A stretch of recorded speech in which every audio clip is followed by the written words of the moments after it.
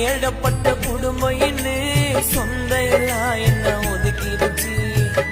பணம் இருந்தா மட்டும்தானா மதிப்பங்கனோ தெரிஞ்சிடுச்சு. இருக்க கூட வீடு இல்ல 10 நாங்க ரோட்டு வரோனா.